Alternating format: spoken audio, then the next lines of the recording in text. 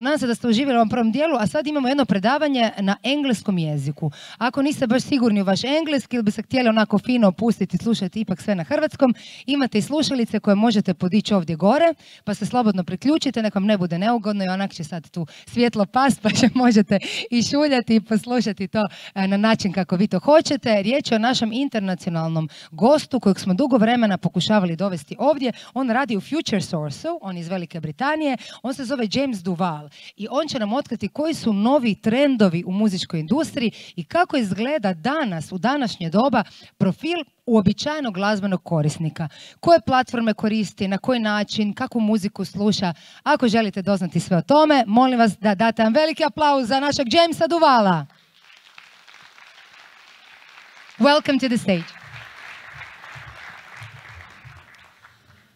Thank you very much, everyone, for welcoming me to present today at your conference.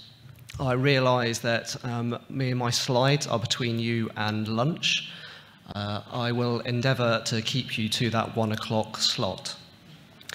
So I'm the principal analyst at Futuresource, and I head up the entertainment of home audio and visual for entertainment.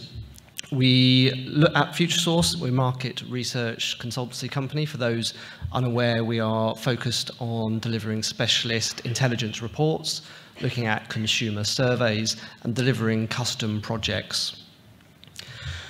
Today, the data that I'm going to kind of walk through is taken from our biannual Living with Digital survey, our annual Audio Tech Lifestyle survey, and through our various intelligence reports across the different entertainment sectors.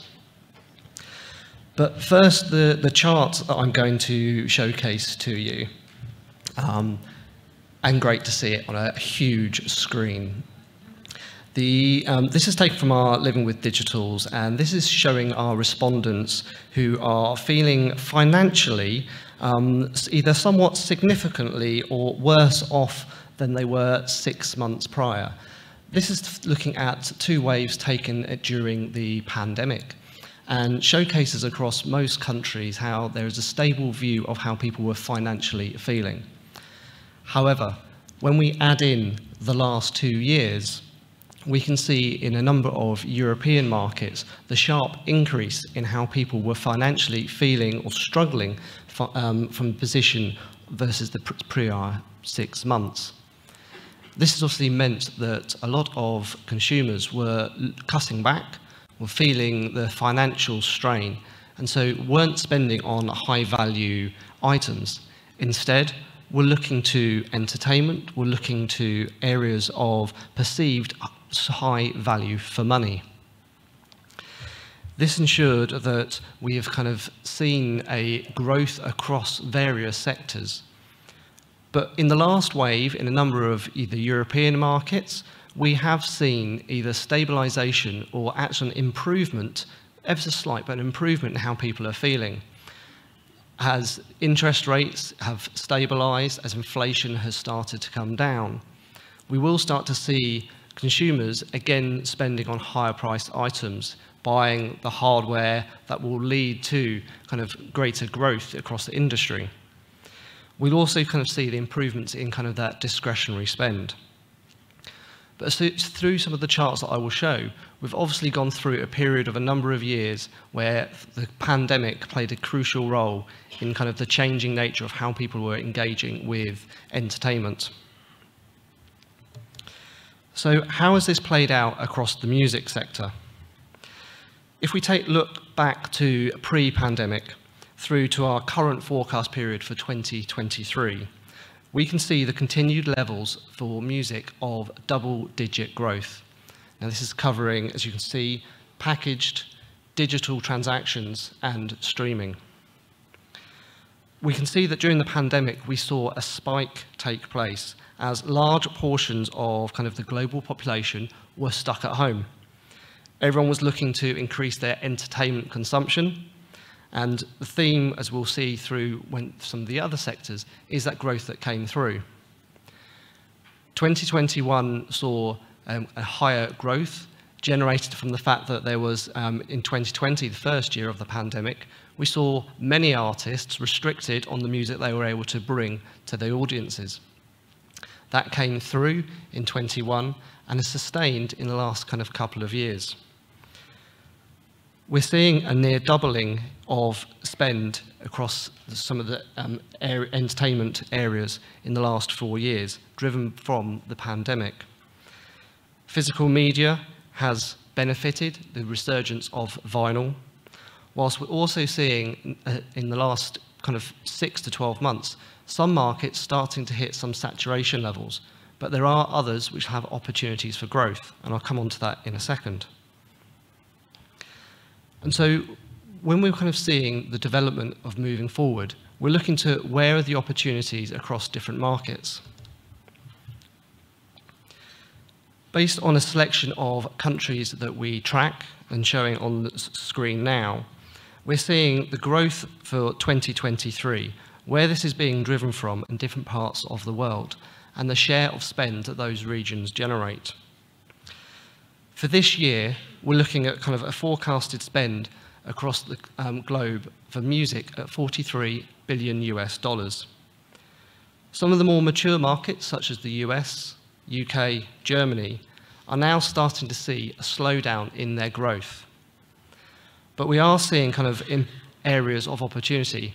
Now, I'm going to put China to one side through most of the presentation, because obviously there's large growth, but driven from a lot of local services. But we do see other areas like LATAM, or closer to home, countries such as in Central Eastern Europe, such as kind of those on screen, or kind of Hungary, kind of here within Croatia, where the high double-digit growth over the last few years is expected to continue. It's been widely reported that markets such as Croatia are seeing some of the highest percentage year-on-year growth across some of the global markets, driven from the fact that a lot of some of the streaming services, you could say, were late to come to these markets. It was only during kind of the pandemic, Spotify, Apple Music came in, and we've seen that rapid growth come through. We obviously had services already in market which started to have a foothold, but that has only really moved forward in the last couple of years combined with the pandemic. But growth isn't now just being driven from new subscribers. We're seeing kind of instigation of price increases from numerous streaming services, and this isn't just adding a euro or two to that price increase, but we're seeing different tiers come through, different offerings, to ensure that from a user, there is a range available to meet everyone's different financial needs. Looking at the regional performances, we can see kind of North America has been the dominant area. But as we see growth outstrip from other parts of the world, North America's share of the global spend will start to come down. We'll see a focus towards not just English-speaking artists, but actually more prominent players and local artists taking a bigger role in their regions and growing the opportunity of spend. Before I dive into specific areas of the music sector, I wanted to showcase a couple of aspects from our Audio Tech Lifestyles survey. We track and look at what mediums of music people are listening to. Lots going on in the various charts, so I'm glad that hopefully people can see all the information. We can see from here there is a kind of growth in how people are engaging with different mediums. Historically, in our survey, people used to, radio, which is the third one down, used to be the biggest medium that people used to engage with when listening to music. Now that's dropped down to the third place in this year's survey, not because the others have grown within their usage and how people are listening, but actually through people actually moving away from using radio as a means to listen to music. With on-the-go technology, with our phones, people are much more taking their music with them. Changes in use of how people are listening to their music, where they're listening to it, meaning that we're seeing kind of that evolution. From a perspective of music rights, we're also kind of seeing kind of a change in how streaming services are offering different routes to consumers. We're seeing it's not necessarily all just about the music now. We're seeing within here opportunities around podcasts, around meditation, looking at non-music elements which are driving people to engage with different streaming services. We're seeing kind of the growth and uptake of people consuming music via video. Now we have in here in second place YouTube, but we're also seeing further down the chart the growth year on year of people using other video means to engage with their music tastes. Away from the music sector, and just to briefly touch on some of the other areas of entertainment and the scale and size that we're seeing for these, and relevant from a music royalty perspective. Looking at the context for sort of video, we can kind of see the growth and the changing dynamic of video spend. Now, firstly within here, this is kind of a very competitive landscape. We're kind of seeing the huge growth and different opportunities and how audiences can engage with video and visual content. We're seeing as part of this pie, pay TV takes up a huge part of the value chain. We're seeing kind of the direction and the growth that has been there historically. Pay TV used to be an aggregator of visual content. That in recent times, and with the growth of kind of the streaming services, has meant that people kind of are starting to move away from pay TV. However, it is still kind of a large portion of the overall pie and a big contributor. During the pandemic, cinema, fortunately in a lot of countries, closed for large parts of 2020 and parts of 2021, which impacted onto the further chain across packaged and digital media within here.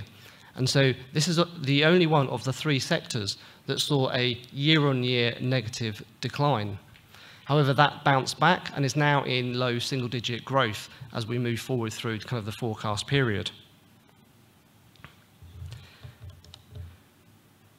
When looking at games, for this section, we're looking kind of at the continued growth. Now, games wasn't really impacted by the pandemic. Yes, developers had to move their kind of teams to home working and set up, but largely they were able to still ensure that they were delivering their end product to the consumer. The information that's presented on slide here is including packaged, whole digital games, downloadable content, and mobile spend. The latter section of mobile spend is expected to surpass $100 billion by 2027. Just to note, the data on here excludes virtual reality gaming. The pandemic meant that obviously across all these sectors that people were at home for longer periods. People were able to engage in entertainment, spend longer periods on their consoles, listening to music, watching video content. When it comes to music within the game sector, it is here that we're more likely to see kind of further developments in how AI is used within music as people kind of continue to play longer open world games. We'll kind of and further develop how they use those. We'll see the development within AI and music to further expand how those games can be played. Moving back to the music sector, I'm going to start to kind of showcase some of the markets and how we kind of develop those and where we see kind of the development of streaming. This chart is outlining some of those markets and showing the number of subscriber levels for those that are over 1 million subscribers in each of the countries. Obviously, the large proportion base, the US, leads the way. The largest number of subscriptions, it's 3 times the size of kind of the next country on the slide here of Japan. Locally, one of the reasons that we see kind of music spend being so buoyant here in Croatia is the opportunity that continues to grow for paid subscribers. We see and we know that there's a huge portion of the population who are accessing free streaming services, but it's looking at that conversion of how we can get people into the paid side of it. The charts there looking at number of subscriptions can be better shown when we look at penetration rates. The US might have been the leading subscriber country, but when we look at penetration, actually it falls back behind the UK and Sweden. Yep, it's orange on here. The orange bar in the middle shows the outlook for 2023 and the growth that exists still as we move forward into 27. The opportunities still exist, but we will see a slowdown in some of those more mature markets, and we will see kind of the opportunity for others to play catch-up. There are markets, though, on the far right of this slide, like Italy, Mexico, and Brazil, where we also see kind of more similarities to Central Eastern Europe as well. These will be markets that we expect kind of places here, like in Croatia, to get towards 2027, looking at kind of 20% of kind of penetration levels, and hopefully kind of that can kind of be growing further in the next few years. How that develops and the speed can be seen, and development can be influenced by AI over the next few years. This is from our Audio Tech Lifestyle. There's lots of numbers on here. This is from the 5 countries that we survey. This is showcasing the number of respondents, the share of respondents who are saying what services they have paid access to. As we can see, Spotify is a clear leader. Now, China, as I referenced earlier, will slightly put to one side, because that's actually led by the local services, Tencent service leading the way in that market. But looking at the other 4, we can see from a Western Europe and US perspective, Spotify leading the way. But from our research, we can also see kind of the opportunities that exist. When we look at this data based on age demographics, we see younger audiences are actually have Apple higher up the list as one of their second or third service, most kind of penetrated service within those markets. And as you get older within the demographics, people lean more towards Amazon Unlimited, although Spotify remains that key leader. In markets where Amazon isn't, here in kind of Croatia, for example, then we see kind of those younger audiences, Apple being further up, obviously competing with the kind of Deezer as the kind of the key local service. The opportunities that are kind of develop and understanding where those different audiences are and their preferred services helps to understand kind of where we can be looking and what the opportunities to engage with them. One of the other aspects that we look at and we kind of inquire around is the number of services that people subscribe to, and this is for paid services. Now, in the audiovisual sector, when we look at subscriptions services, the Netflix, the Disneys, the Paramounts, on average, users have 2.6 paid services. They have access to 3.5 services.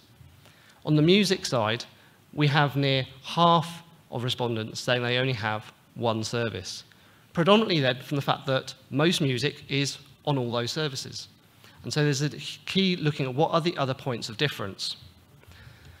So when we look and see and try and understand why people might change services, what are they looking for in their service, we can see actually there's very little difference when looking at kind of what the key things people are looking for.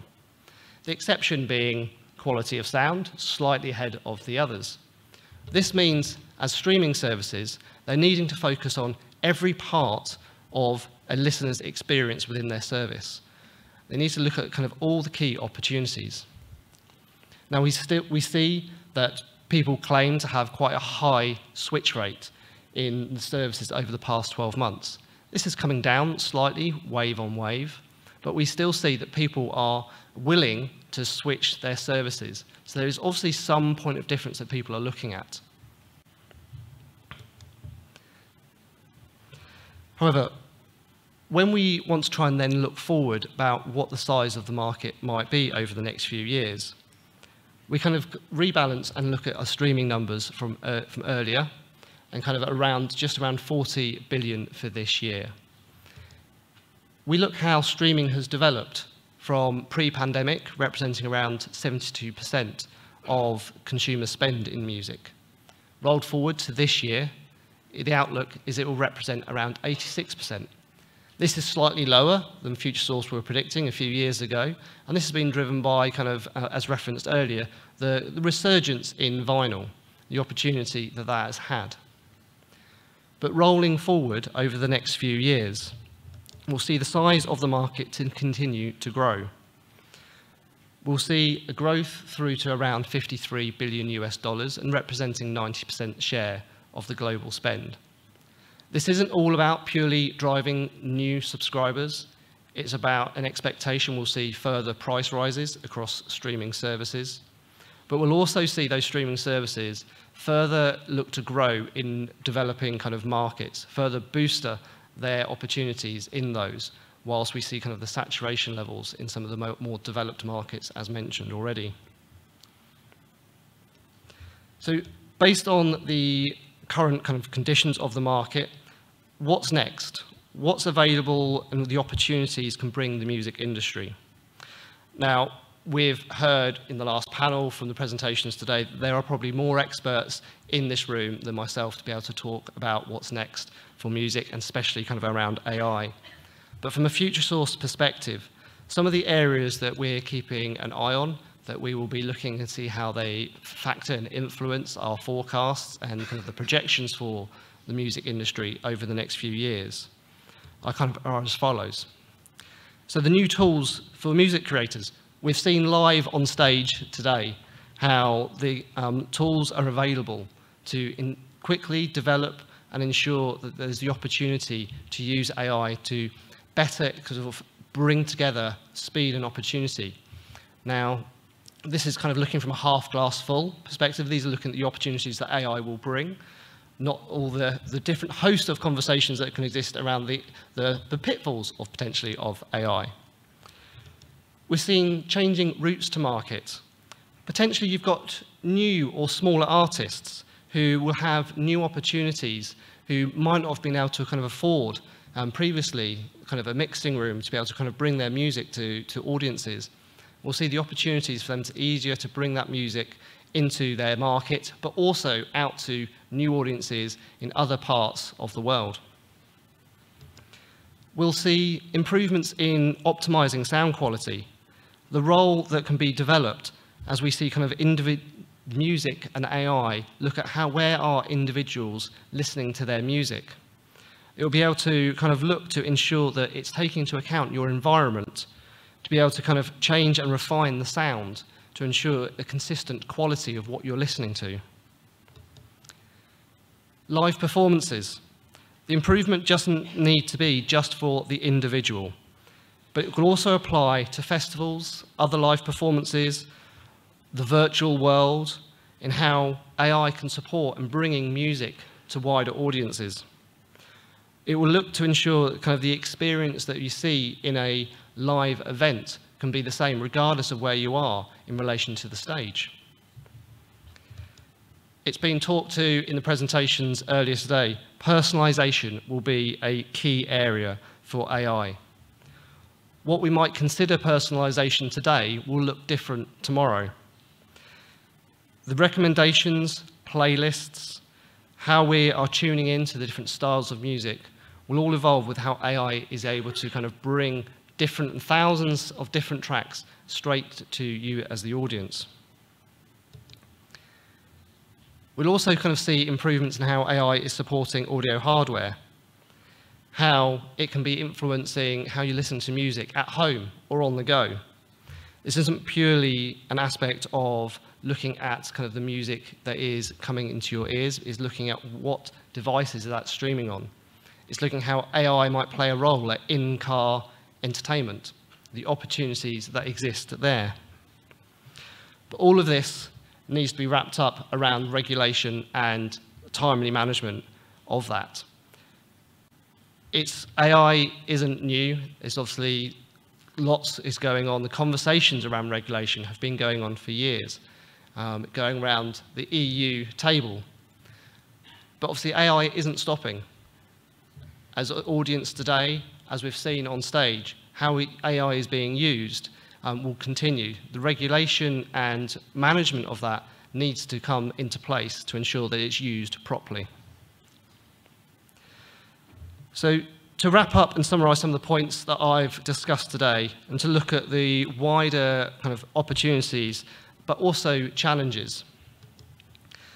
Global and local economic factors. We're seeing an improving picture, but it's not over by far. Forecasted GDP growth has been very much up and down across different markets. The events in one part of the world can influence what's happening in another part.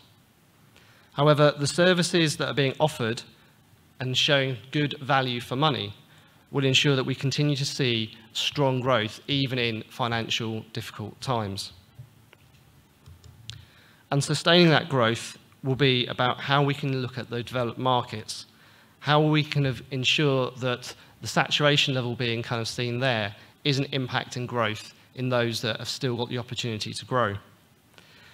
We kind of know that we've got huge proportions of population are accessing free streaming music, but how can we convert those to paid opportunities? How can we ensure that we're attracting audiences to subscribe to more than one service? We will see kind of further growth across those smaller markets, and which will help to drive the opportunity, the spend, driven from local artists. I've referenced points of difference from streaming services. We'll see a few services dominate user attention. We'll see the position and how they develop their offering, evolve and change. We'll continue to see aspects such as TikTok-style videos come into play, the offering of podcasts, audiobooks. But at the heart of it, it will be the music that will drive audiences to the different services.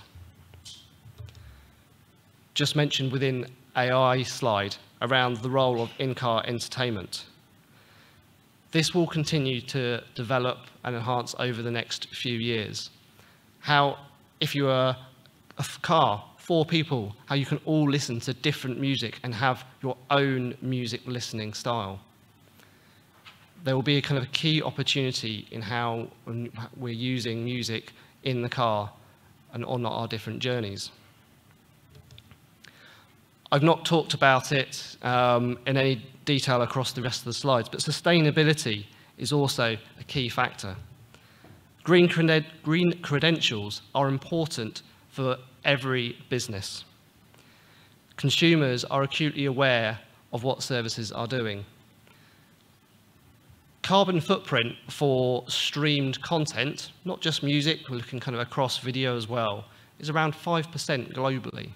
That might not sound a lot, but when you've got visual and audio content needing to be available 24/7, there's a huge footprint there that needs to be kind of counterbalanced. You've got services looking at how they can be carbon neutral, how they can switch their data warehouses to cloud services. But finally, it's all about choice. The streaming, the importance that is developed for listeners, for the end audience, is at the heart of how we'll see kind of development of music going forward. Ensuring that they can still buy a physical album, still ensuring that they can download their favorite track, ensuring that there's the options to stream the music that they want to be able to kind of attract. Choice across music, whether it be video or games, is key to ensuring kind of growth across all sectors over the few years, but going through to, as well, referenced earlier, 2050. Lots of different opportunities exist. Thank you very much for listening. I'm around during the lunch if anyone does have any questions, but thank you very much. Enjoy the rest of your conference.